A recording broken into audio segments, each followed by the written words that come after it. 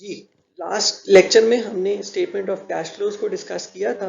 हमने डिस्कस किया था कि स्टेटमेंट ऑफ कैश फ्लोज के अंदर तीन सेक्शंस होते हैं। Cash flows from operating activities, cash flows from investing activities and cash flows from financing activities. Operating activities का ताल्लुक हमारे डे टू डे ऑपरेशंस के साथ था, हमारी इनकम स्टेटमेंट के साथ था। इन्वेस्टिंग एक्टिविटीज हमारी इन्वेस्टमेंट्स के साथ ताल्लुक था, और हमारी बैलेंस शीट की लेफ्ट हैंड साइड के साथ एसेट्स के साथ ताल्लुक था। और फाइनेंसिंग एक्टिविटीज का हमारा बैलेंस शीट की राइट हैंड साइड से ताल्लुक था, लाइबिलिटीज और ओनर्स इक्विटी के साथ। ठीक है, तो अब देखते हैं कि स्टेटमेंट ऑफ कैश फ्लोज बनाई कैसे जाती है। अच्छा, अब सबसे पहले हमने cash flows from operating activities को देखना है। अच्छा, cash flows from operating activities के लिए हमें इनफ्लोज और आउटफ्लोज चाहिए। अच्छा, ऑपरेटिंग एक्टिविटीज, जो cash flow from operating activities है वो दो तरीकों से बनाया जा सकता है। ठीक है, एक को हम कहते हैं डायरेक्ट मेथड और एक को कहते हैं हम इनडायरेक्ट मेथड। अच्छा, जो आपकी इन्वेस्टिंग और फाइनेंसिंग एक्टिविटीज है वो दोनों एक ही तरीके से बनेंगी, वो जिस तरह हम देख लेंगे आगे। लेकिन जो आपकी ऑपरेटिंग एक्टिविटीज है ना, वो उनका दो मेथड्स हैं। एक कहलाता है डायरेक्ट मेथड, एक कहलाता है इनडायरेक्ट मेथड। तो हम पहले स्टार्ट करते हैं डायरेक्ट मेथड से, देखते हैं कि cash flow from operating activities कैसे बनाई जाती है। अच्छा, अब सवाल ये है, अगर आपको याद हो कि आपकी जब मैंने कहा था ऑपरेटिंग एक्टिविटीज का ताल्लुक आपकी ऑपरेशंस के साथ है, डे टू डे ऑपरेशंस के साथ है, आपके रेवेन्यूज और एक्सपेंसेस के साथ है। आपको जो कस्टमर से पैसे आते हैं वो आपके इनफ्लोज होते हैं, और जो आपके आप अपने सप्लायर्स को और मर्चेंट्स को पेमेंट्स करते हो वो आउटफ्लोज होती हैं। इसका मतलब है अब आपको आपने ये देखना है कि जी आपके कस्टमर्स से आपको कितने पैसे आए। अब स्टार्टिंग पॉइंट क्या है, आप जाहिर बात है जितनी सेल्स करोगे उतनी आपको इनफ्लोज आएंगे। तो आप क्या करते हो, आप एक काम करते हो, मुझे कहते हो मेरी इनकम स्टेटमेंट दिखाओ। इनकम स्टेटमेंट में सबसे ऊपर सेल्स रेवेन्यू को देखते हो आप। ठीक है, अच्छा, अब जब सेल्स रेवेन्यू देखते हो तो लेट से वहां पे लिखा होता है 10 लाख का सेल्स रेवेन्यू है। अच्छा, अब इसका मतलब है अगर 10 लाख का सेल्स रेवेन्यू है, इसका मतलब है हमें हमारे कस्टमर से 10 लाख रुपया मिला होना चाहिए। ठीक है, अगर तो हम सिर्फ कैश सेल करते हैं या cash basis of accounting follow करते हैं, तो इसका मतलब है 10 लाख के रेवेन्यू का मतलब है 10 लाख कैश भी कंपनी के पास आया है। लेकिन चूंकि हम इस्तेमाल करते हैं accrual basis of accounting. Accrual basis of accounting का क्या मतलब है, अक्रूवल बेसिस ऑफ अकाउंटिंग का मतलब है कि मैंने जब सेल की और मैंने कस्टमर को प्रोडक्ट दे दिया, अब उसको मैंने बेशक कहा कि तुम पेमेंट करना 30 दिन के बाद, 1 महीने के बाद पेमेंट करना, लेकिन प्रोडक्ट तुम आज ले जाओ। तो अक्रूवल बेसिस ऑफ अकाउंटिंग कहता है कि ये अब दो ही पॉइंट पे ये सेल रिकॉर्ड हो सकती है ना, आज जब वो हमारा प्रोडक्ट लेके जा रहा है उस वक्त, या 1 महीने के बाद जब वो कैश की पेमेंट देने आएगा। अच्छा, कैश अकाउंटिंग कहता है आपने जब वो एक पैसे देने आएगा तब रिकॉर्ड करना है। अक्रूवल अकाउंटिंग कहता है आज चूंकि वो प्रोडक्ट लेके जा रहा है, और आप भी जाहिर बात है अगर आपको ये उम्मीद ना हो कि ये पैसे देगा, नहीं देगा, तो आप उसको प्रोडक्ट तो नहीं दोगे ना। तो टेक्निकली आप अज्यूम कर रहे हो कि ये पैसे देगा ही देगा। तो आप उसको अक्रूवल बेसिस ऑफ अकाउंटिंग कहती है जिस दिन आप प्रोडक्ट दे देते हो या सर्विस प्रोवाइड कर देते हो, उस दिन आप रेवेन्यू रिकॉर्ड कर दो। इसका मतलब है जब आपने रेवेन्यू रिकॉर्ड कर दिया तो इनकम स्टेटमेंट में वो रेवेन्यू का हिस्सा बन गया। अब वो जो 10 लाख रुपए की मैंने अभी एग्जांपल दी थी नेट सेल्स, लेट से अभी मेरी कंपनी का पहला साल है, कोई रिसीवेबल नहीं, कोई कुछ नहीं है। अगर तो मैंने मेरी मेरी इनकम स्टेटमेंट कह रही है 10 लाख रुपए मैंने की 10 लाख रुपए की सेल की है। अब 10 लाख रुपए की अगर सेल की है तो 10 लाख रुपया कैश में मिलना चाहिए था, अगर सारी की सारी कैश है। लेकिन एक्रूअल बेसिस अकाउंटिंग और सारी कैश अगर नहीं है तो क्या होगा, कुछ अमाउंट मुझे कैश में मिली होगी और कुछ अमाउंट जो है वो मुझे नहीं मिली होगी। अब मैं कैसे देखूं कि यार अगर मेरा 10 लाख रुपए की मेरा सेल्स रेवेन्यू रिकॉर्ड हो रहा है तो मैं उसके अगेंस्ट मुझे कैश कितना मिला होगा। तो मैं क्या करता हूं, मैं देखो अब जब मैंने सेल कर दी तो दो ही ऑप्शन है ना, या तो वो मुझे कहेगा ये पैसे आप अभी ले लो, या कहेगा कि ये पैसे आप बाद में ले लेना। अच्छा, जब बाद में लेने का कहेगा तो मैं उसको किस तरह रिकॉर्ड करूंगा, मैं उसको रिसीवेबल के तौर पे रिकॉर्ड करूंगा बैलेंस शीट में। इसका मतलब ये है कि अगर, अब ये बात जरा समझने की है, अगर तो मेरा ये जब साल शुरू हुआ रिसीवेबल जीरो था, इस साल जब शुरू हुआ मेरा रिसीवेबल जीरो था, मैंने 10 लाख की सेल की और मेरा रिसीवेबल फिर भी जीरो रहा, इसका मतलब है जो मैंने 10 लाख की सेल की वो सारे 10 लाख मुझे रिसीव हो गए, इसलिए मेरे रिसीवेबल में फर्क नहीं पड़ा। लेकिन अच्छा, लेट्स अज्यूम कि मेरा रिसीवेबल साल के शुरू में 10 लाख था, सॉरी जीरो था, मैंने साल में सेल की 10 लाख की और साल के एंड में मेरा रिसीवेबल कितना हो गया, जीरो से बढ़ के 2 लाख। इसका मतलब ये है इस साल रिसीवेबल इंक्रीज हुआ है, 2 लाख से इंक्रीज हुआ है। मतलब ये हुआ कि जितनी मैंने सेल की थी वो सारी की सारी मुझे रिसीव नहीं हुई, जो नहीं रिसीव हुई वो रिसीवेबल में बन गई। इसका मतलब है अगर 10 लाख सेल्स थी और मेरा रिसीवेबल का ओपनिंग बैलेंस और क्लोजिंग बैलेंस में 2 लाख का इंक्रीज आ गया है, इसका मतलब ये 2 लाख मुझे रिसीव नहीं हुए, ये मैं अपने रेवेन्यू में से माइनस कर दूंगा। इसका मतलब है इस साल जो मुझे कस्टमर से पेमेंट मिली है वो net sales minus increase in receivable. Receivable बढ़ने का मतलब है जो पेमेंट्स इस साल में मिलनी थी वो नहीं मिली और अपना रिसीवेबल बढ़ गया, तो आप उसको सेल्स में से माइनस कर दोगे। अच्छा, इसका उलट भी हो सकता है। अच्छा, 2 लाख माइनस किया ना, अच्छा पहले तो वो समझ ले, आप 10 लाख सेल थी, 2 लाख से अकाउंट रिसीवेबल बढ़ गया, तो आपकी जो सेल है, जो जो कैश रिसीव फ्रॉम कस्टमर्स है वो कितना हो गया, 8 लाख। क्यों, 10 लाख की सेल थी, 2 लाख का रिसीवेबल इंक्रीज हो गया, 10 लाख माइनस 2 लाख, इसका मतलब है कस्टमर ने जो कैश पेमेंट की वो 8 लाख की और 2 लाख का मैं बाद में दूंगा, उसकी वजह से रिसीवेबल बढ़ गया। अच्छा, इसका ऑपोजिट भी हो सकता था, लेट से इस कंपनी का अकाउंट रिसीवेबल का ओपनिंग बैलेंस, अच्छा यही वाली एग्जांपल देख ले, अगले साल अब ये चूंकि इस साल का क्लोजिंग बैलेंस कितना है, 2 लाख, 2 लाख रिसीवेबल है। अगले साल इस कंपनी ने फिर 10 लाख की सेल की, इस कंपनी ने फिर 10 लाख की सेल की, अकाउंट और रिसीवेबल का ओपनिंग बैलेंस कितना था, 2 लाख, जो पिछले साल वाले कस्टमर ने देना था। अब क्या हुआ, अब जब ये साल क्लोज हुआ तो आपकी अपना जो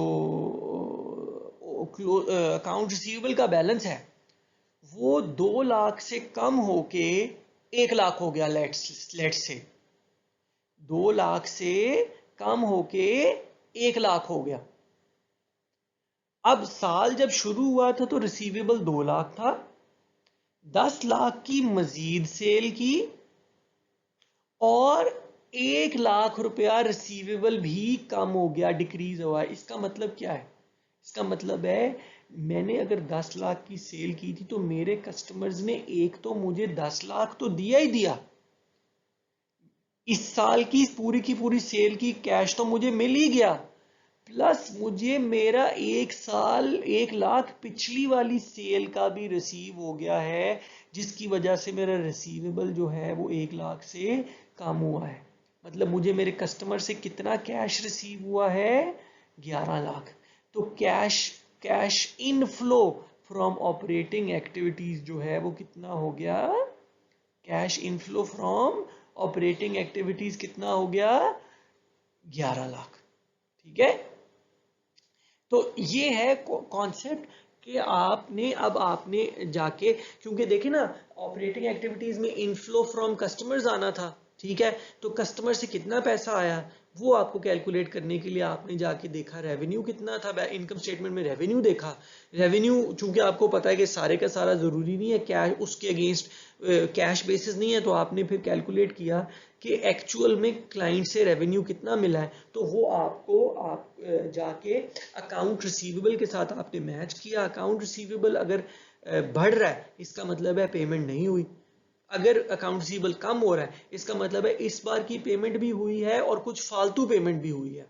ठीक है, तो ये आपका इससे आपको पता लगेगा कि कस्टमर से कितना कैश रिसीव हुआ है। अच्छा जी, एग्जाम्पल भी आ गई। कहते हैं जी आपका जो इस साल का ओपनिंग मतलब कि पिछले साल का जो क्लोजिंग बैलेंस था वो 8, the account receivable balance was 80,000 on 31st December 2006 and 110,000 on 31st December 2007।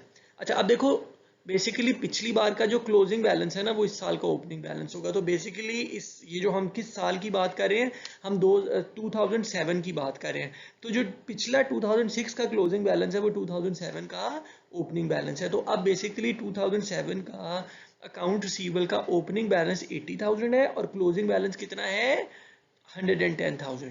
ठीक हो गया। अच्छा अब इसकी जब if accrual sales revenue for 2007 was 900,000, what was cash basis for revenue. अच्छा इस कंपनी की इनकम स्टेटमेंट को देखा, ये देखा कि सेल्स रेवेन्यू या नेट सेल्स जो है वो 9 लाख की लिखी हुई है। अब सवाल ये पैदा होता है कि इस कंपनी को क्या 9 लाख रुपए ही कैश मिला, 9 लाख से ज्यादा मिला या 9 लाख से कम मिला। तो अब हमारा रेफरेंस पॉइंट क्या है, 9 लाख। अब अगर तो देखें पूरे का पूरा 9 लाख हमें मिल गया होगा तो हमारे अकाउंट रिसीवेबल का जो ओपनिंग बैलेंस है और क्लोजिंग बैलेंस है वो सेम होना चाहिए। ठीक है, क्यों? क्योंकि जितनी सेल की सारे के सारे कैश मिल गया और रिसीवेबल्स में कोई फर्क नहीं पड़ना चाहिए। हम जाके रिसीवेबल्स के अकाउंट को देखेंगे, उसके ओपनिंग बैलेंस और क्लोजिंग बैलेंस को देखेंगे। अगर रिसीवेबल बढ़ रहा हुआ इसका मतलब है पेमेंट नहीं हुई, अगर रिसीवेबल कम हो रहा हुआ इसका मतलब है पेमेंट सेल से ज्यादा हुई है। तो हम अगर हम बढ़ेगा तो हम माइनस करेंगे, कम होगा तो हम ऐड करेंगे। तो इस क्वेश्चन में अकाउंट रिसीवेबल का ओपनिंग बैलेंस है 80,000, क्लोजिंग बैलेंस है 110,000। मतलब साल शुरू हुआ था तो हमने लोगों से लेना था 80,000, साल खत्म हुआ तो हमने लोगों से लेना है 1,10,000। इसका मतलब है इस साल के अंदर हमने जितनी भी सेल की है वो उसमें से 30,000 हमें रिसीव नहीं हुआ। अगर हो जाता तो हमारा रिसीवेबल चेंज ना होता। हमें 30,000 रिसीव नहीं हुआ, इस वजह से हमारा रिसीवेबल जो है वो 30,000 से 80,000 से इंक्रीज हो गया 110,000 हो गया है। इसका मतलब है 9 लाख रुपए में से 30,000 रिसीव नहीं हुआ। तो एक्चुअल में हमारे कस्टमर से cash inflow from operating activities कितना हुआ होगा, 8,70,000। ठीक है, तो कैश रिसीव फ्रॉम कस्टमर्स है 8,70,000। इसका मतलब है ऑपरेटिंग एक्टिविटीज में कैश रिसीव फ्रॉम कस्टमर्स आपका 8,70,000 आ गया। अब हम देखते हैं आउटफ्लोज को, या को इसी बेसिस पे अगर कोई और रेवेन्यू है इनकम स्टेटमेंट में, कोई और रेवेन्यू है, लेट्स से इंटरेस्ट रेवेन्यू है या किसी और किस्म का रेवेन्यू है, तो वो तमाम रेवेन्यूज को भी इसी तरह इंडिविजुअली देखा जाएगा। जैसा सेल्स रेवेन्यू के लिए आपने अकाउंट रिसीवेबल के अकाउंट के साथ आके मैच किया, लेट्स से इंटरेस्ट रेवेन्यू होगा। ठीक है, तो इंटरेस्ट रेवेन्यू को आप मैच करेंगे किससे, इंटरेस्ट रिसीवेबल से आके। ठीक है,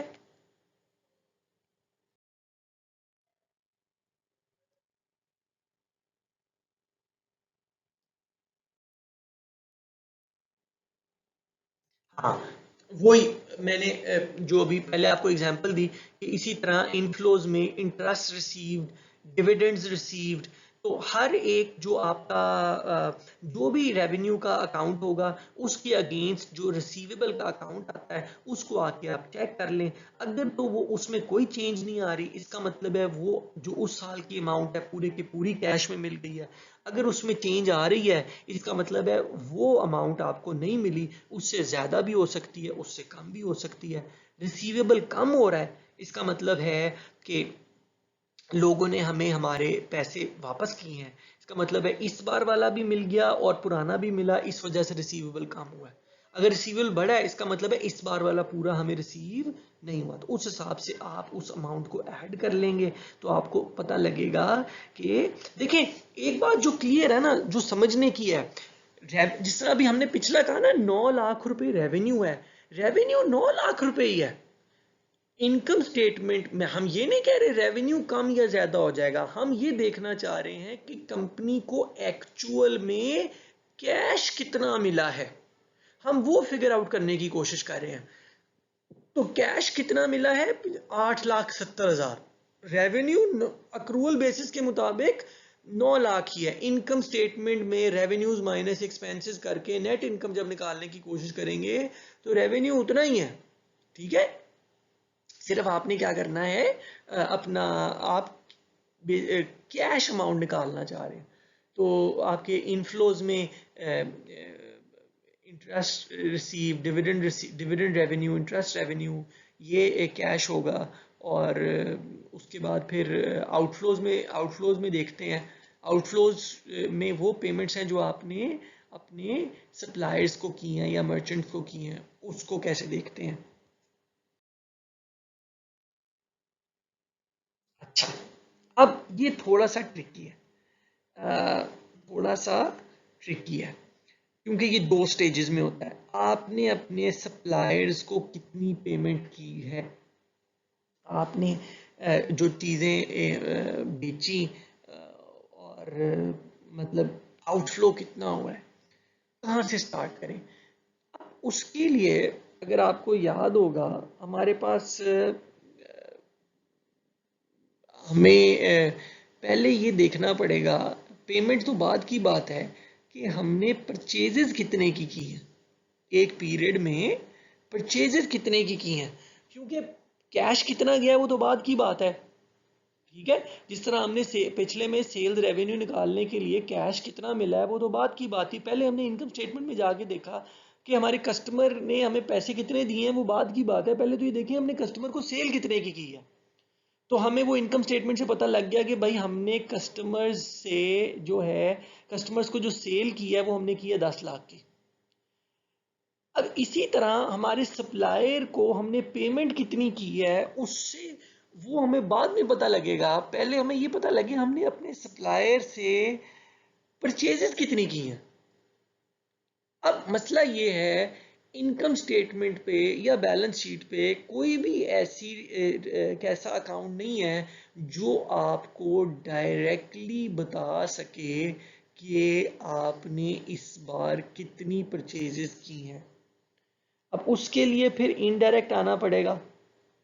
इनडायरेक्ट आने के लिए हमने मर्चेंडाइजिंग एक्टिविटीज में देखा था कि एक हमारा हेड था कॉस्ट ऑफ गुड्स सोल्ड।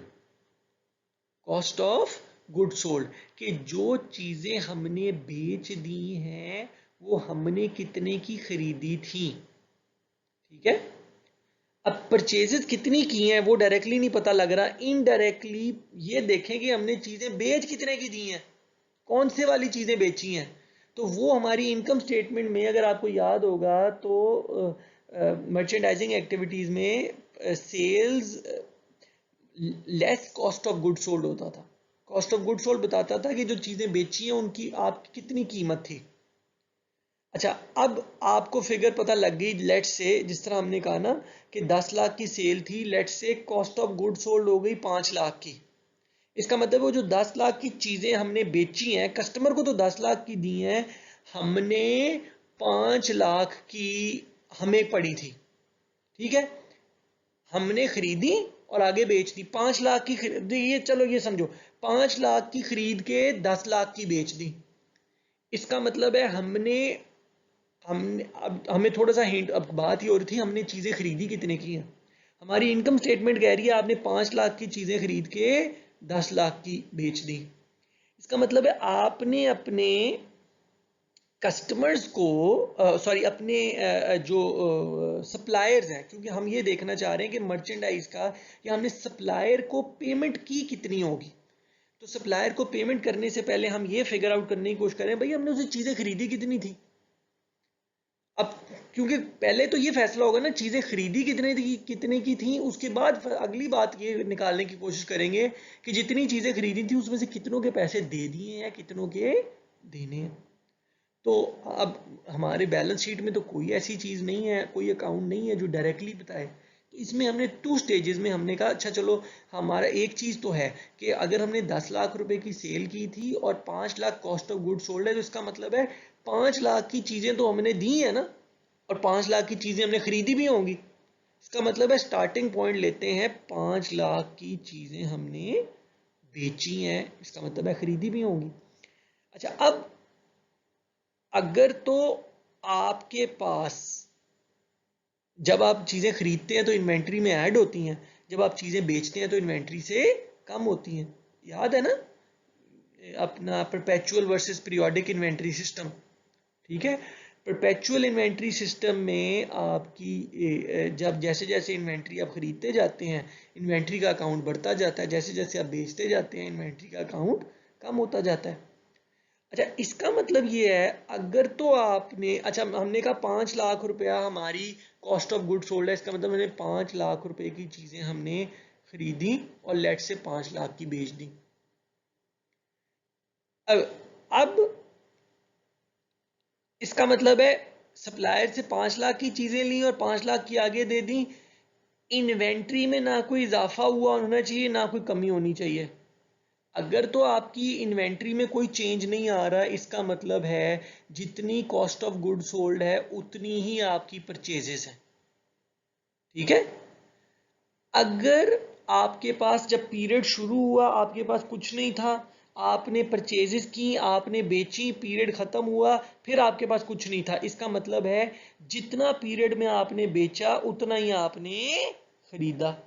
लेकिन लेट्स अज्यूम आपके पास पीरियड शुरू हुआ तो कोई इन्वेंट्री नहीं थी, कोई इन्वेंट्री नहीं थी, आपने 5 लाख की चीजें बेची, आपकी कॉस्ट ऑफ गुड सोल्ड बता रही है आपने 5 लाख की चीजें बताए बेची हैं, और पीरियड खत्म होने के ऊपर आपकी इन्वेंट्री के अकाउंट में 1 लाख रुपए की चीजें भी पड़ी हुई थी। इन्वेंट्री भी जीरो से बढ़ के 1 लाख हो गई और आपने 5 लाख की चीजें बेच भी दी। इसका मतलब है आपने 6 लाख रुपए की परचेजेस की होंगी जिसमें से 5 लाख की चीजें आपने बेच दी जो कॉस्ट ऑफ गुड सोल्ड में नजर आ रही हैं, और 1 लाख से इनकम बैलेंस शीट पे आपकी इन्वेंट्री के अकाउंट में इजाफा हो गया। इसका मतलब है आपने 6 लाख रुपए की परचेजेस की होंगी जिसमें से 5 लाख बेच दी, 1 लाख से इन्वेंट्री का इजाफा हो गया। या इसका ऑपोजिट भी हो सकता है कि आपके पास पहले इन्वेंट्री में 2 लाख रुपए की चीज़ें पड़ी हुई थी। ठीक है, 2 लाख रुपए की चीज़ें पड़ी हुई थी, पीरियड खत्म हुआ तो और आपकी जो आपकी कॉस्ट ऑफ गुड सोल्ड की फिगर है वो 5 लाख ही है। ठीक है, 5 लाख की चीज़ें आपने बेची हैं। अच्छा अब और इन्वेंट्री में पीरियड के एंड में 2 लाख से कम होके 1 लाख रह गई है, 2 लाख से 1 लाख रह गई है। इसका मतलब है आपकी इन्वेंट्री में 1 लाख रुपए की कमी आई है, विच मीन्स कि आपने अगर 5 लाख की चीजें बेची हैं तो 5 लाख की चीजें इस बार खरीदी नहीं है। कितनी, क्योंकि 1 लाख 5 लाख में से 1 लाख तो आपने पुरानी इन्वेंट्री की चीजें बेच दी हैं, बाकी 4 लाख आपने इस बार खरीदा होगा। ठीक है, इसका मतलब है आपकी परचेजेस जो हैं वो 5 लाख की नहीं होगी, आपकी परचेजेस 4 लाख की होंगी। क्यों, क्योंकि आपने जो 5 लाख की चीजें खरीदी उसमें से 4 लाख की चीजें 4 लाख की जो चीजें खरीदी वो आपने वो तो बेच दी, ऊपर से आपने पुरानी पड़ी हुई इन्वेंट्री में से भी 1 लाख की इन्वेंट्री बेच दी है, जिसकी वजह से आपका इन्वेंट्री का अकाउंट में कमी आई है। इसका मतलब है अब जब परचेजेस का फाइनल करें, सम अप करें, परचेजेस कैलकुलेट कैसे होंगी, कॉस्ट ऑफ गुड सोल्ड आपका रेफरेंस पॉइंट है, वो आपको बताता है इस बार मैंने इन्वेंट्री बेची कितनी है। अब आप उसको उसको लाके कंपेयर करें इन्वेंट्री के अकाउंट के साथ। अगर इन्वेंट्री का अकाउंट का ओपनिंग बैलेंस और क्लोजिंग बैलेंस सेम है तो इसका मतलब है आपने जितनी इन्वेंट्री खरीदी उतनी आपने जितनी परचेजेस थी उतनी ही आपने कॉस्ट ऑफ गुड सोल्ड आपने सेल कर दी, वो ही आपकी परचेजेस है। लेकिन अगर आपकी इन्वेंट्री में इजाफा हुआ है, इसका मतलब है आपने 5 लाख की अगर सेल की है तो आपने परचेजेस ज्यादा की थी जो कि बच गई हैं, जिसकी वजह से इन्वेंट्री बढ़ी। ठीक है। ऑन दी अदर हैंड अगर इन्वेंट्री में कमी आई है, इसका मतलब है आपने चीजें खरीदी कम थी बेची ज्यादा है। और वो कैसे हो सकता है कि आप मतलब मैं कहूँ कि जी मैं बैट्स बेचता हूँ, मैं 10 बैट्स खरीदे हैं लेकिन मैंने 12 बेचे हैं।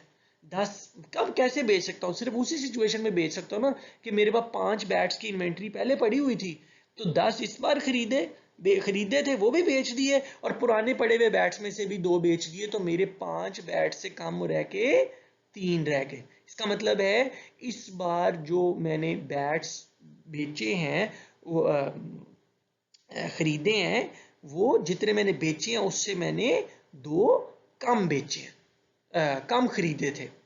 अगर 12 बिके हैं तो मैंने 10 खरीदे थे और 2 मैंने अपनी पुरानी इन्वेंट्री में से बेचे।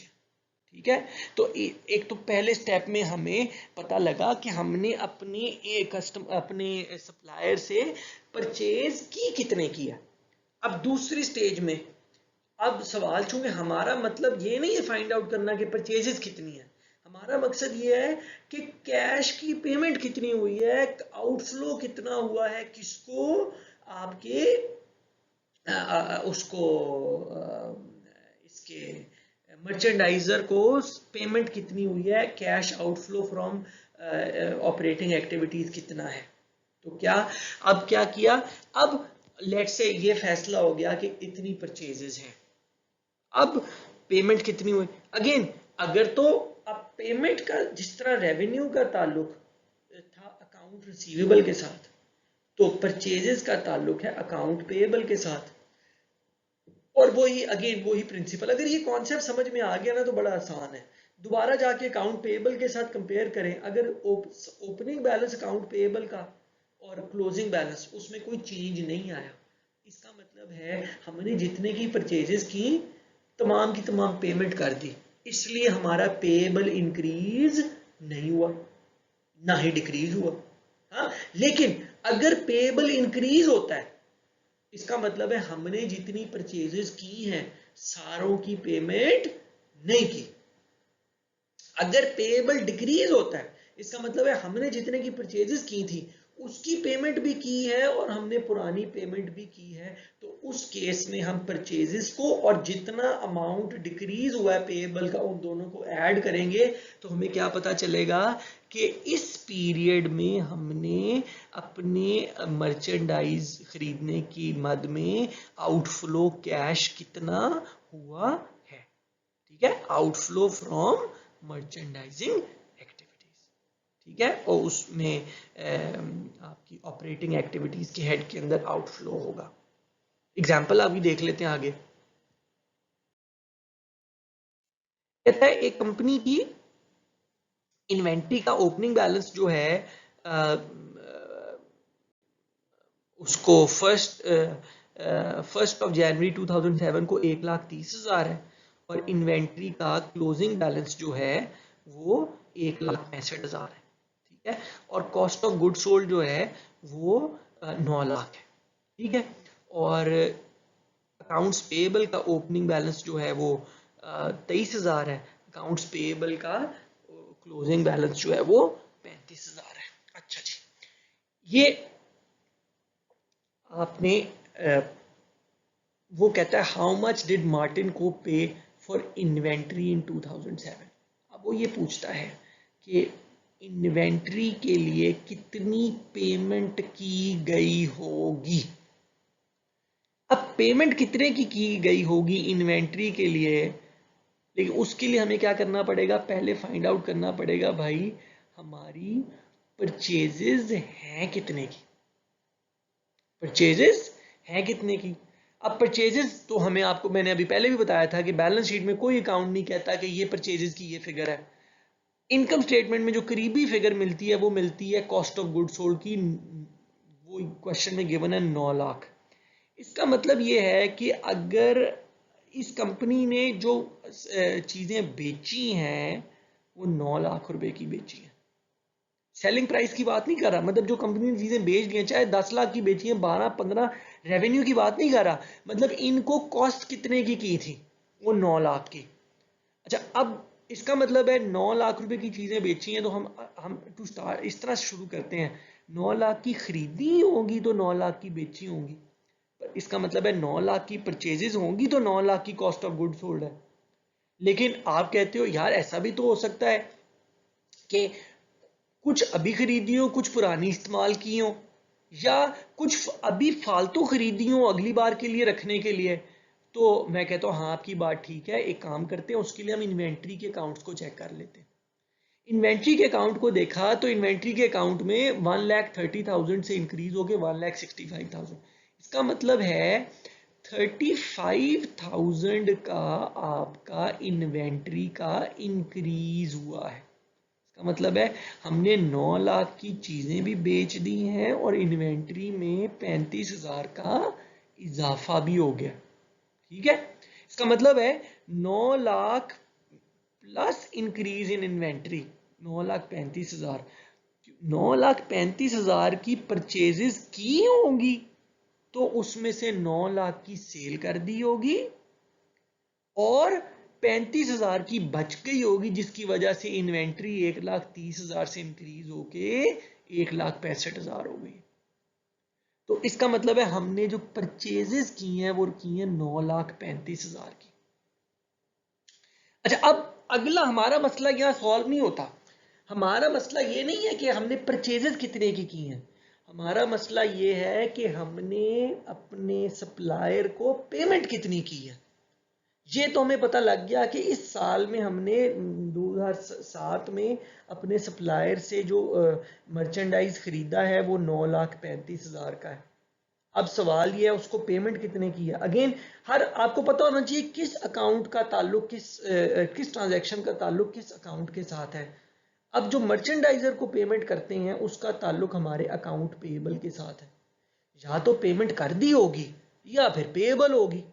ठीक है, अच्छा अगर तो 9,35,000 की पेमेंट परचेजेस की और 9,35,000 की पेमेंट ही कर दी तो फिर हमारे अकाउंट पेएबल के अकाउंट में कोई चेंज नहीं आना चाहिए।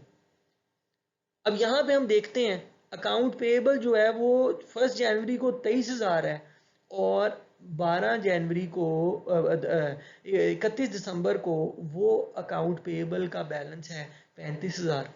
इसका मतलब है हमारा पेएबल जब साल शुरू हुआ था तो हमने लोगों के पैसे देने थे 23,000, साल के एंड में हमने कितनी पेमेंट करनी है 35,000 की।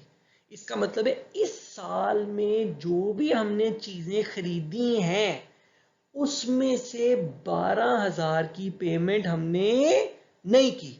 अगर की होती तो फिर तो अकाउंट पेएबल के डिफरेंस नहीं आना था। हमने 12,000 की पेमेंट कम की है जिसकी वजह से हमारा पेएबल इंक्रीज हो गया बाय 12,000। तो परचेजेस कितने की थी 9,35,000 की। परचेजेस कितनी थी 9,35,000 की। पेएबल में 12,000 का इंक्रीज आ रहा है, इसका मतलब है 12,000 बाकी सारी पेमेंट कर दी, 12,000 की पेमेंट नहीं की। तो 9,35,000 को में से 12,000 माइनस कर दो तो वो बनता है 9,23,000। आपकी ऑप्शन बनती है बी कि इस कंपनी ने अपने मर्चेंडाइज खरीदने की मद में अपने सप्लायर को जो पेमेंट की है वो की है 9,23,000। ठीक है, ये आपका इसका सॉल्यूशन। ठीक है, ये दो स्टेजेस में कैलकुलेट होगा। पहले आपको कॉस्ट ऑफ गुड सोल्ड से परचेजेस निकालनी पड़ेंगी और परचेजेस निकालने के बाद अकाउंट्स पेएबल के साथ मैच करके आपको देखना पड़ेगा एक्चुअल में कैश कितना पे हुआ है। ठीक है।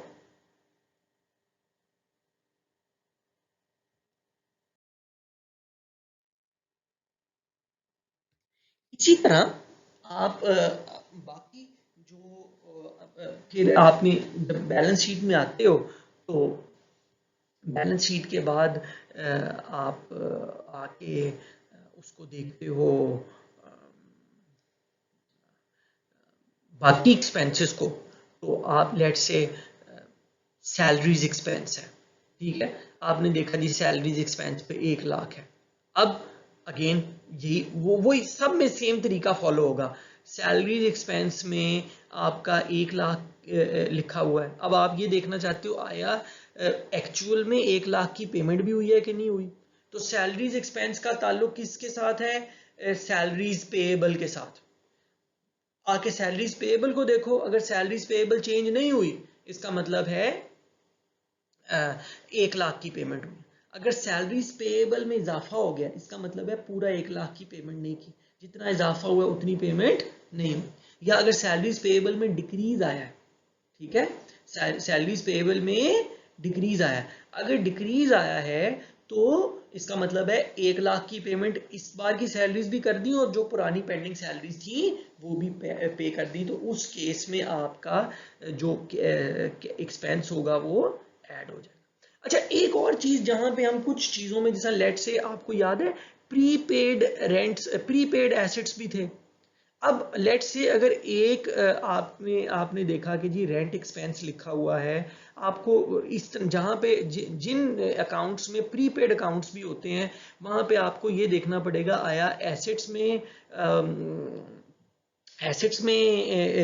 कोई प्रीपेड अकाउंट तो नहीं है उस चीज का। मतलब लेट से आपने इनकम स्टेटमेंट में देखा कि जी रेंट एक्सपेंस लिखा हुआ 1 लाख। अच्छा, रेंट एक्सपेंस में 1 लाख लिखा हुआ है, लेकिन अब आप ये देखना चाहते हो कि रेंट एक्सपेंस तो 1 लाख हुआ है, आया कंपनी से 1 लाख कैश गया भी है कि नहीं गया। अब आप वो जो पहले वाली बात है कि आपने आके पेएबल का अकाउंट देखा, रेंट पेएबल का अकाउंट ही नहीं है, या रेंट पेएबल पहले भी जीरो था, रेंट पेएबल अभी भी जीरो है। हाँ, मतलब वो 1 लाख का जो एक्सपेंस है वहां पे पेएबल के साथ मैच करने में तो आपको लग रहा है कि भाई पेएबल में कोई चेंज नहीं है, इसका मतलब है 1 लाख रुपए हमने बाद में तो नहीं देने। लेकिन आपको याद है हम कभी कभार एडवांस में पेमेंट भी कर देते थे, तो हमने ये भी चेक करना है कहीं ये 1 लाख का रेंट एक्सपेंस ऐसा एक्सपेंस तो नहीं है जो हमने पिछले साल या उससे पिछले साल या जब भी हमने इकट्ठी एडवांस की पेमेंट की हो। हाँ, मेरा प्रीपेड रेंट लेट से जब साल शुरू हुआ था तो प्रीपेड रेंट 2 लाख का था, प्रीपेड रेंट 2 लाख का था, वो कम होके 1 लाख रह गया हुआ है। इसका मतलब क्या है, ये जो रेंट एक्सपेंस है ये हमने हाथ से कैश नहीं दिया, ये क्या है हमारी एडजस्टिंग एंट्री के तौर पे रेंट एडजस्ट हुआ है। हाँ, तो जो डिफरेंट एक्सपेंसेस में आपने फिर ये भी चेक करना है कि आया दो चीजों के साथ एक्सपेंसेस की बात है ना, या तो उनका प्रीपेड एक्सपेंसेस के साथ ताल्लुक होगा, प्रीपेड एसेट के साथ, या फिर उसका अकाउंट्स पेएबल या रेंट पेएबल। तो आपने इन दोनों को मैच करके आपने फिगर आउट करना है कि उस मद में, उस एक्सपेंस की मद में एक्चुअल में कैश पेमेंट हुई कितनी है। ठीक है, तो आई थिंक इस लेक्चर की रिकॉर्डिंग के लिए काफ़ी हो गया। इंशाल्लाह मैं नेक्स्ट लेक्चर में हम इसकी एक पूरी इसको मज़ीद कंप्लीट करके पूरी एक कॉम्प्रिहेंसिव इसका क्वेश्चन भी सॉल्व करेंगे।